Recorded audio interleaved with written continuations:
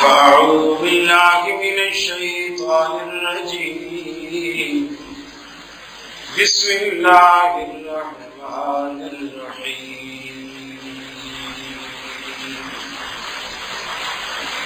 ومن عمل صالحا من ذكر أو أنثى وهو مؤمن فلنحيينه حياة طيبة ولنجزينهم أجرهم بأحسن ما كانوا يعملون. وقال الله تبارك وتعالى ومن أراد الآخرة وسعى لها سعيها وهو مؤمن فأولئك كان سعيهم مشكورا.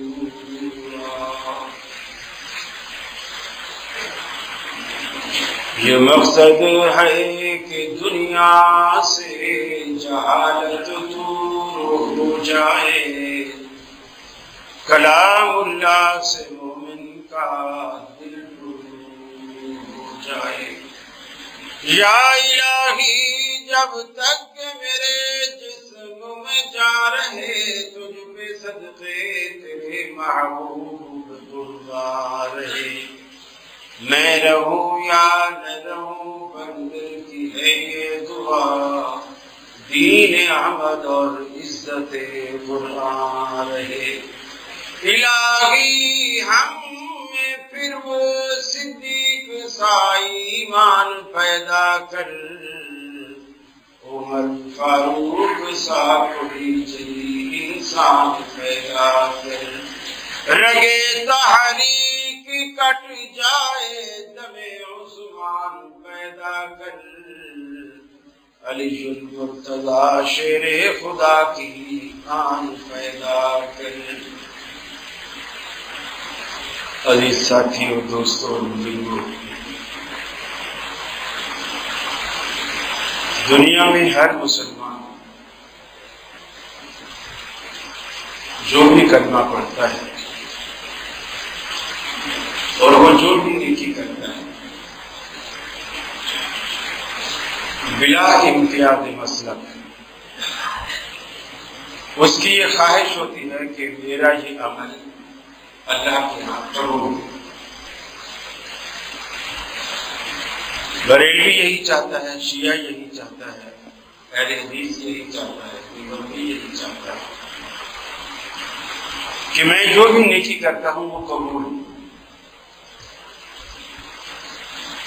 اس میں دو بنیادی بڑی باتیں ہیں جس میں ہم غلطی کر رہے ہوتے ہیں، اس خواہش کے باوجود کہ ہماری نیکی قبول ہو. وہ دو بڑی باتیں کیا ہیں؟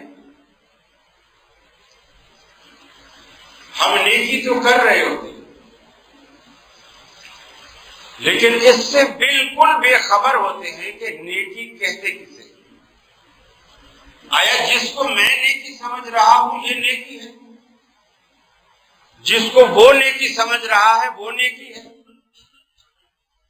جس کو دوسری مسجد والے نیکی سمجھ رہے ہیں وہ نیکی ہے؟ ایک تو یہ بنیادی غلطی کرتے ہیں کہ نیکی کہتے کسے، اور دوسرا اس سے بے خبر ہوتے ہیں کہ یہ قبول کیسے ہو.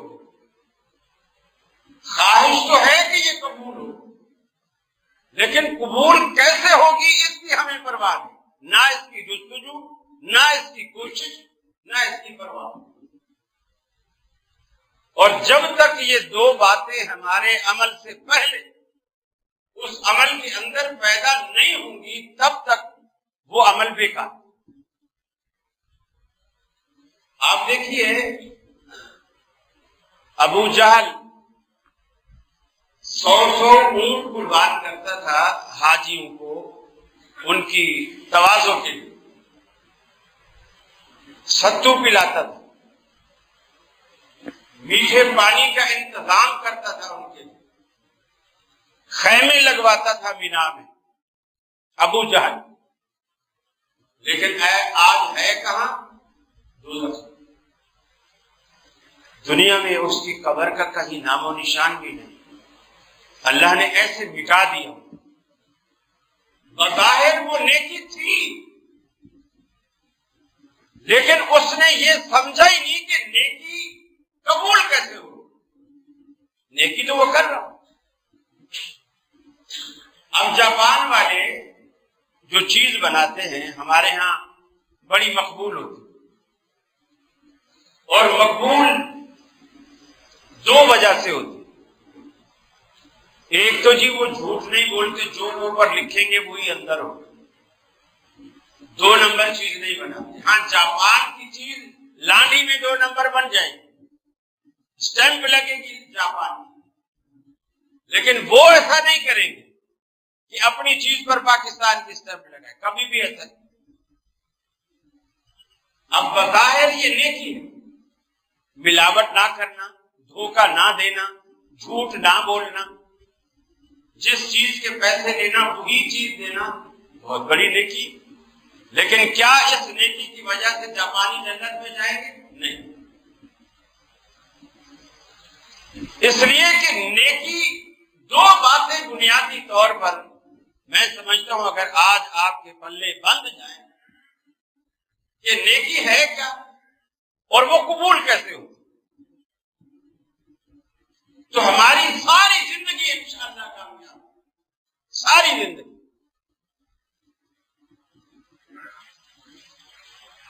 صحابہ کرام بہت سارے کام کرتے تھے، اور ان کو یہ حرص ہوتی تھی کہ میں کوئی ایسا عمل کروں اور جیسے مروں بس جنت کے دروازے کھلے بھی۔ ہر صحابی کی یہ خواہش کہ میں جیسے مروں جنت کے دروازوں کو اپنے لیے کھلا پاؤں، اور یہ خواہش ہر مسلمان کے دل میں ہونی چاہیے۔ حضرت عائشہ فرماتی ہیں اللہ کے رسول گھر میں تشریف فرما نہیں تھے، 3 لوگ آئے، مجھ سے پوچھا کہ امی جان ہمیں بتائیے رسول اللہ صلی اللہ علیہ وسلم کے اعمال کے بارے میں، روزمرہ کے اعمال کے بارے میں۔ میں نے ان کو بتا دی تو وہ کہنے لگے سبحان اللہ، آپ تو اللہ کے رسول ہیں، گویا آپ تو بخشے بخشائے ہیں، آپ تو جتنا بھی عمل کریں گے آپ کے لیے فائدہ ہی فائدہ ہے، تو آپ کے مقابلے میں ہم تو کچھ بھی نہیں کر رہے، نہ ہمارے لیے بخشش کی کوئی گارنٹی ہے اور نہ ہم کوئی ایسی محنت کر رہے ہیں۔ اب ایک اللہ کا رسول، اس کو کیا ضرورت ہے کہ وہ اتنی محنت کرے کہ رات کو جو نفل پڑے اس سے ان کے پاؤں سوج جائے۔ اور دیکھیے قرآن مجید ہمیں کہتا ہے کہ اے میرے بندو، نماز پڑھا کرو، روزہ رکھا کرو، حج کیا کرو، اور فجر کو خاص طور پر قرآن پڑھا کرو۔ اور رسول سے اللہ رب العالمین کیا کہتا ہے کہ اے حبیب قم اللیل الا قلیلا، راتوں کو اٹھا کرو نماز پڑھنے کے لیے مگر تھوڑا، مگر تھوڑا۔ اس سے اندازہ لگائیے اللہ کو یہ کیوں کہنا پڑا کہ اے حبیب آپ تھوڑا اٹھا کرو۔ گویا آپ کی حرص اور تمنا ایسی تھی کہ میں ساری رات عبادت میں لگا، اور اللہ نے کہا کہ حبیب آپ ٹھیک ہے بندگی کرتے ہو لیکن تھوڑا پڑھا کرو اور سویا بھی۔ ہمیں اللہ نے کبھی نہیں کہا سویا بھی کرو، اللہ کو پتا ہے میں نہیں بھی کہوں گا تو یہ سوئیں گے، نہیں بھی کہوں گا تو یہ سوئیں گے۔ سونا تو ہمارا کام ہے، زندگی بھر ہم سو کے گزارتے ہیں، آنکھ اس دن کھلتی ہے جس دن اسرائیل سامنے ہے، اس دن آنکھ کھلتی ہے کہ ہے میں نے کیا کیا۔ پھر انسان کہتا ہے اللہ ایک پل کی مہلت دے دے، ایک پل، اخرنی الی اجل مسمى، اللہ تھوڑی مدت کی مہلت دے دے، میں جو کچھ میرے پاس ہے تیرے نام پہ خرچ کر دوں، مسجدیں بنوا دوں، مدرسے بنوا دوں، یہ کر دوں، وہ کر دوں، غریبوں میں بانٹ دوں، ایک پل کی مہلت دے دوں، لأصدقن، تاکہ میں صدقہ خیرات کروں، ولا اکونن من الصالحین، اور نیک لوگوں میں سے ہو جاؤں، لیکن اس وقت ایک پل کی بھی مہلت نہیں ملتی۔ فرشتے ایسے ایماندار ہیں، ایسے ایماندار ہیں، ہم انہیں کوئی رشوت کی آفر بھی نہیں کر سکتے، اس لیے کہ اللہ نے ان کی ضرورت ہی نہیں رکھی۔ رشوت کی طرف وہ راغب ہوتا ہے جس کے بچے ہو، جس کی بیوی ہو، جس کی اپنی ضرورت ہو، جس کے ساتھ پیٹ لگا ہوا ہو، تو وہ سوچتا ہے یار کل بیگم نے کہا تھا فریج لانا ہے، تو میرے پاس پیسے نہیں، اچھا یہ رشوت دے رہا ہے، آج فریج لے کے جاؤ گا، بیگم بھی خوش۔ فرشتوں کی بیگمیں ہی نہیں، جو فرشتوں کی خواہش کرے ان کی بیگمیں ہی نہیں۔ پھر انسان کا اپنا پیٹ ہے، فرشتوں کا وہ پیٹ ہی رب نے نہیں رکھا، وہ اللہ کا ذکر کرتے ہیں، خیر ہو جاتا ہے۔ کسی چیز کی ضرورت نہیں، آپ ہاتھ جوڑے، پاؤں پکڑے، کسی فرشتے پر کوئی اثر نہیں۔ قرآن کہتا ہے لا یعصون اللہ ما امرہم، ایک ذرا سی بھی حکم ادونی جو اللہ نے انہیں حکم دیا ہے نا، اس میں ذرا سی حکم ادونی بھی نہیں کرتے۔ آپ اندازہ لگائیے، رسول اکرم صلی اللہ علیہ وسلم نے ایک دن حضرت جبریل سے کہا، جبریل تم جتنا میرے پاس آتے ہو نا، اس سے زیادہ ٹائم آیا کرو، جتنا وقت بیٹھتے ہو اس سے زیادہ وقت بیٹھا کرو، 2 دفعہ آتے ہو تو 5 دفعہ آیا کرو، اس لیے کہ میرا تمہارے ساتھ دل لگتا ہے، مجھے اچھا لگتا ہے تم سے باتیں کروں، تمہارے ساتھ بیٹھوں۔ حضرت جبریل کہنے لگے اللہ کے رسول صلی اللہ علیہ وسلم، آپ کی بات سے ایسا لگ رہا ہے گویا آپ یہ سمجھ رہے ہیں کہ ہم اپنی مرضی سے آتے اور جاتے ہیں۔ آپ تو مجھے یہ مشورہ دے رہے ہیں میں 2 دفعہ کی بجائے 5 دفعہ آیا کروں، 5 دفعہ کی بجائے 10 دفعہ آیا کروں، آپ یہ سمجھ رہے ہیں گویا ہم اپنی مرضی سے آتے ہیں۔ ما نتنزل الا بامر ربک، اے حبیب اللہ کی قسم ہم تیرے حکم کے بغیر ایک قدم ہی نہیں چلے۔ وہ جب کہتا ہے تو آتے ہیں، جب روک لیتا ہے تو رک جاتے ہیں۔ اس کے کہنے سے حضرت عائشہ پر الزام لگا، پورے 45 دن تک اللہ نے جبریل کو روک دیا، وہی نہیں ہے، جبریل کو روک دیا۔ آپ پریشان ہیں، ایک ایک صحابی سے جتنے بھی آپ کے رازدار تھے ان سے مشورے کر رہے ہیں، لیکن جبریل نہیں آئے۔ اللہ کا ایک نظام، اللہ کا ایک نظام۔ فرمایا اس وقت انسان کہے گا کاش مجھے ایک پل پیچھے جانے دیا جاتا، میں اپنے بینک بیلنس کے بارے میں جو کچھ وصیتیں ہیں میں کر دیتا، صدقہ کر دیتا، خیرات کر دیتا، تاکہ میں نیک بن جاتا اور پھر تو آ جاتا۔ ایسا نہیں ہو، اور اس کا فائدہ کیا ہے؟ نیک عمل انسان کرے، اس کا فائدہ کیا؟ فرمایا من عمل صالحا من ذکر او انثی، جو کوئی بھی دنیا میں نیک عمل کرے، چاہے وہ مرد ہو یا عورت ہو،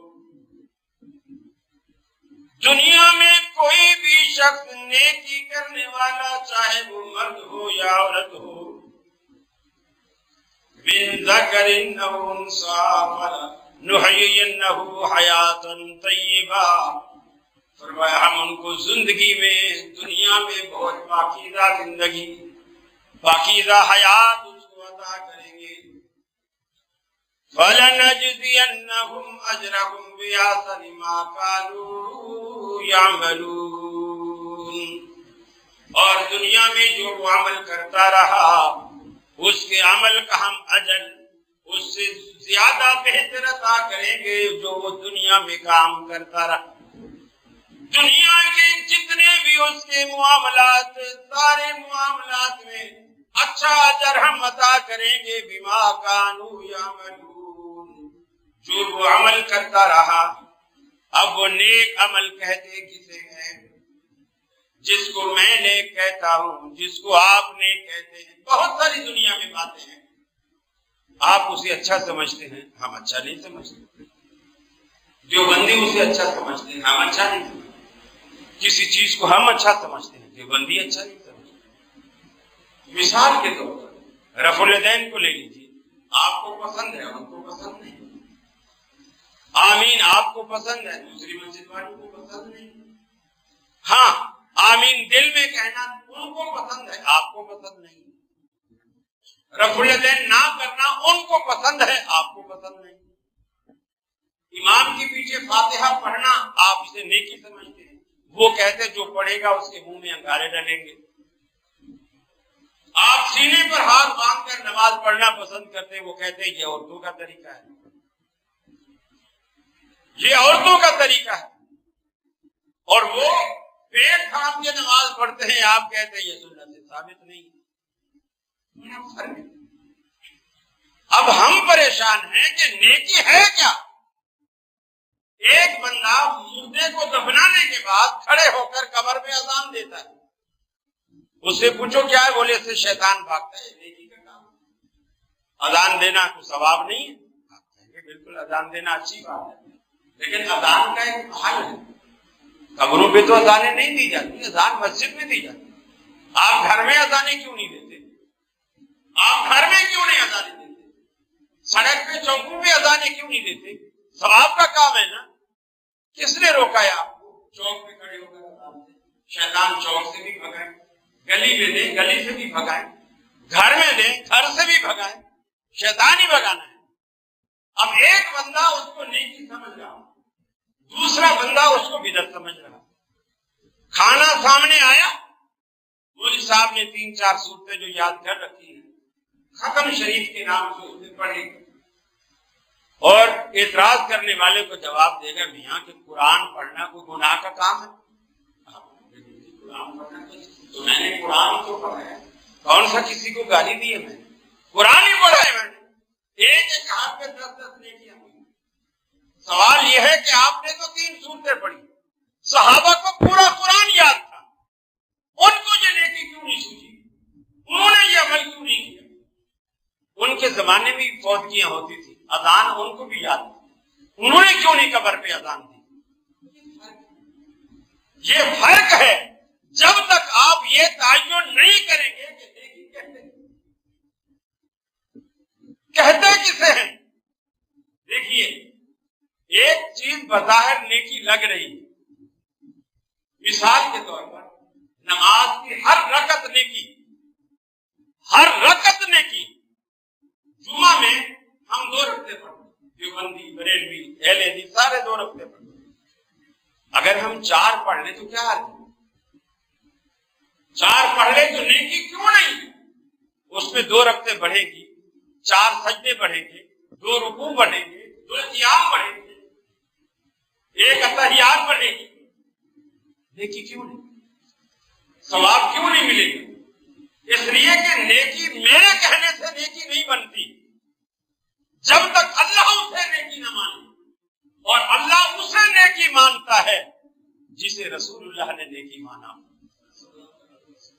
یہ سب سے بڑی بنیادی بات. اور دوسری بات، جب تک بندے کے اندر ایمان نہ ہو. قرآن کی جو آیت سورہ نحل کی میں نے آپ کے سامنے تلاوت کی ہے، من عمل صالحا من ذکر او انثى وهو مؤمن، کہ ہر وہ بندہ جو نیک عمل کرے، چاہے مرد ہو چاہے عورت ہو، وهو مؤمن، اور وہ مومن بھی ہو. 100 اونٹ تو ابو جہل نے بھی قربان کیا لیکن وہ مومن نہیں تھا. اس کے عمل برباد کیوں ہو گئے؟ وہ مومن نہیں. حاجیوں کو ستو پلایا لیکن مومن نہیں تھا. اور آپ ایمان کے بعد کسی کو 1 گھونٹ پانی بھی پلائیں گے تو اللہ اس کا بھی آپ کو اجر دے گا، کیونکہ آپ مومن۔ اور مومن کب بنتا ہے؟ جب آدمی کے دل سے شرک نکل جائے۔ شرک کے ہوتے ہوئے کبھی مومن ہوئی،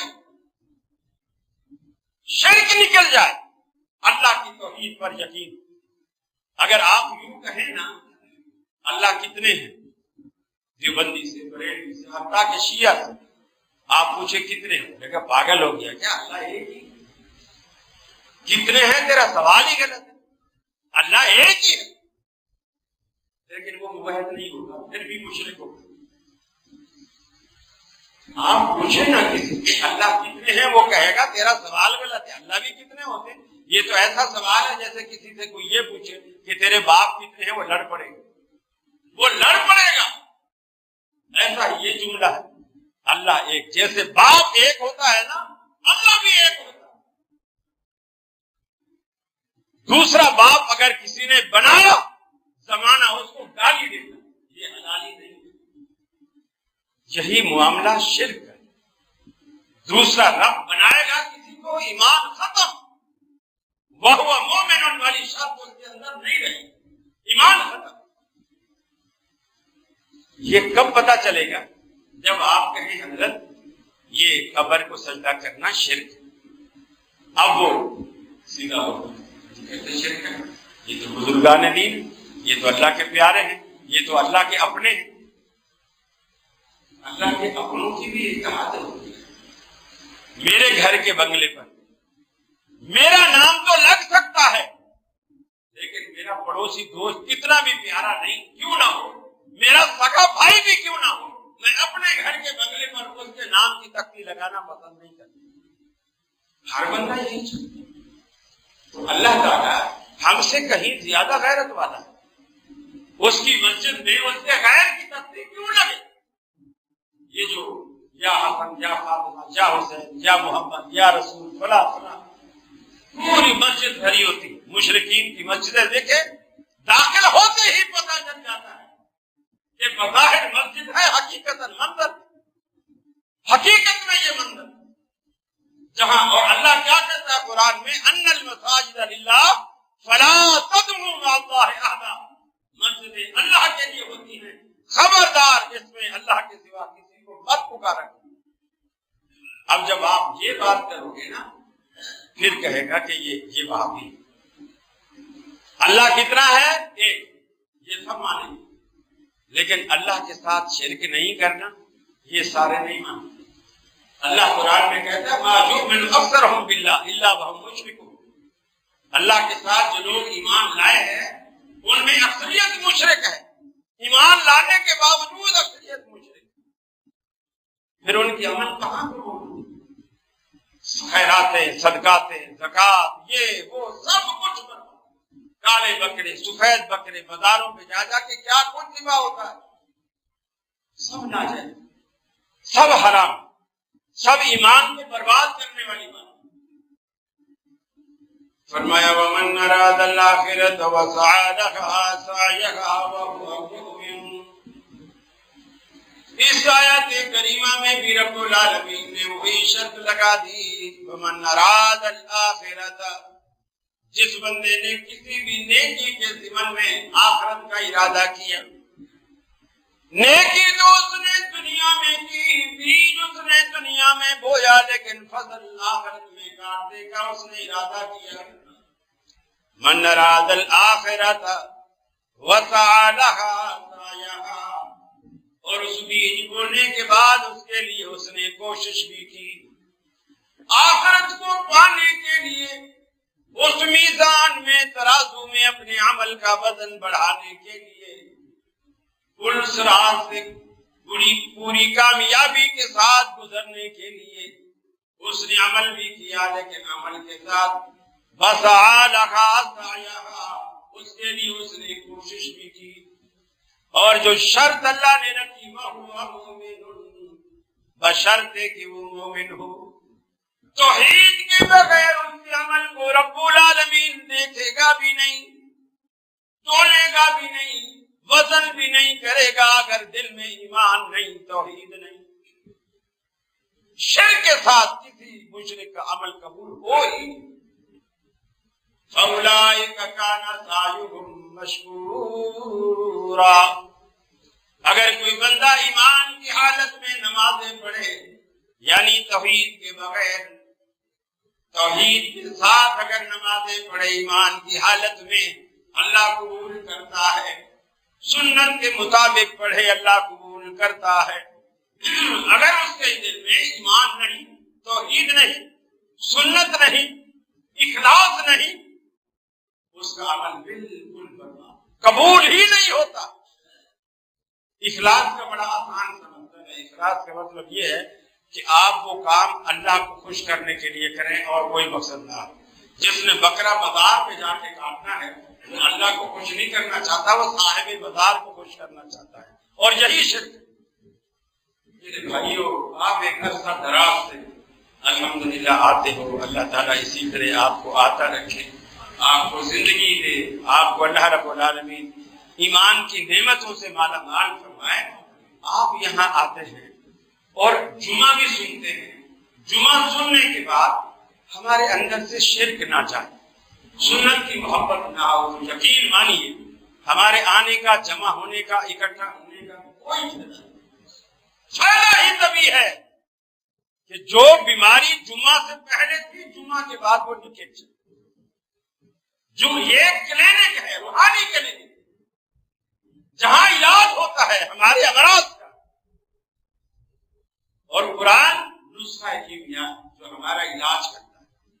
رسول اللہ صلی اللہ علیہ وسلم وہ ڈاکٹر ہیں، وہ حکیم ہیں جو ہمارے لیے علاج تجویز کرتے ہیں۔ اس بیماری کا کیا علاج ہے، اس بیماری کا کیا علاج ہے، اس بیماری کا کیا علاج ہے۔ میرے بھائی، عمل وہی عمل نیکی ہے جس کو اللہ کا رسول نیکی کہے، ورنہ اس کی کوئی حیثیت نہیں، بظاہر شکل و صورت میں وہ کتنا ہی اچھا کیوں نہ ہو۔ اور عمل اللہ کو وہی قبول ہوگا جو آپ نے حالت ایمان میں کیا ہو اور سنت کے عین مطابق کیا ہو۔ اللہ اسے فوراً ہاتھوں ہاتھ لے لیتا ہے، ہاتھوں ہاتھ فوراً اللہ رب العالمین اس کی کم سے کم 10 گنا قیمت لگاتا ہے، اور آپ کے اخلاق کی بدولت اللہ اسے 700 گنا تک لے جاتا ہے۔ اتنا نفع کوئی دنیا میں دے سکتا ہے؟ 700 گنا تک منافع کون دے؟ سیدنا حضرت عمر فاروق صدیق اکبر کے، عثمان غنی صدیق اکبر کے دور میں غلہ منگوایا، لوگ بھوکے مر رہے، اترے مسجد کے باہر اور لوگ جمع ہو گئے، 4 گنا منافع کی آفر کی حضرت عثمان۔ انہوں نے کہا نہیں، میں اس کو دوں گا تو مجھے اس سے زیادہ دے۔ لوگوں نے حضرت ابو بکر سے جو خلیفہ تھے شکایت کی کہ عثمان کو دیکھو، لوگ بھوکے مر رہے ہیں، ہم 4 گنا منافع کی آفر کر چکے ہیں، اور یہ بھی پھر وہی کہتے ہیں کہ میں اس کو دوں گا جو اس سے زیادہ دے گا۔ نبی کے زمانے میں اتنا سخی تھے، اب اتنے کنجوس ہو گئے، پیسے کی اتنی ہرس ہو گئی ہے۔ ابو بکر صدیق کو بھی برا لگا، انہوں نے بلایا، عثمان یہ میں کیا سن رہا ہوں، لوگوں کو کتنی ضرورت ہے، آسانی ہے، اناج نہیں ہے لوگوں کے پاس، اور تو نے اگر منگوا لیا ہے کہیں سے، تجھے ڈبل منافع، 3 گنا منافع، 4 گنے تک کی، اگر آپ 4 آنے کی چیز لائے ہیں تو 1 روپیہ دینے کو تیار ہے، تو آپ پھر بھی کہتے ہیں میں اس سے بھی زیادہ دوں گا۔ حضرت عثمان نے کہا ہے خلیفۃ المسلمین، یہ اصل میں مجھے 4 گنا دیتے ہیں اور میرا رب تو مجھے کم از کم 10 گنا دیتا ہے، یہ خریدنا چاہتے تھے، میں بانٹنا چاہتا تھا، بس بات۔ میرے بھائی، وہ جذبہ پیدا کرنا چاہیے اپنے دل کے اندر کہ آپ حالت ایمان میں، حالت توحید میں ایک پائی بھی خرچ کریں گے، اللہ کے نام اس کی بڑی قیمت، اور اگر ایمان کے بغیر سارا شہر بھی خرچ کر ڈالے، اللہ کے نام اس کی کوئی ویلیو نہیں، اور آپ کا عمل بظاہر آپ کو اچھا لگتا ہے، لیکن اگر اللہ کو اچھا نہیں لگا، اللہ کو اچھا نہیں لگا، اس کی کوئی ویلیو، کوئی قیمت نہیں۔ مزہ تو تب ہے نا کہ جب آپ نے اس کے لیے کام کیا ہے، اسے بھائے، اس کو اچھا لگے۔ سہاگن وہ جسے دیا جائے، یہ ہندی کا مقولہ ہے۔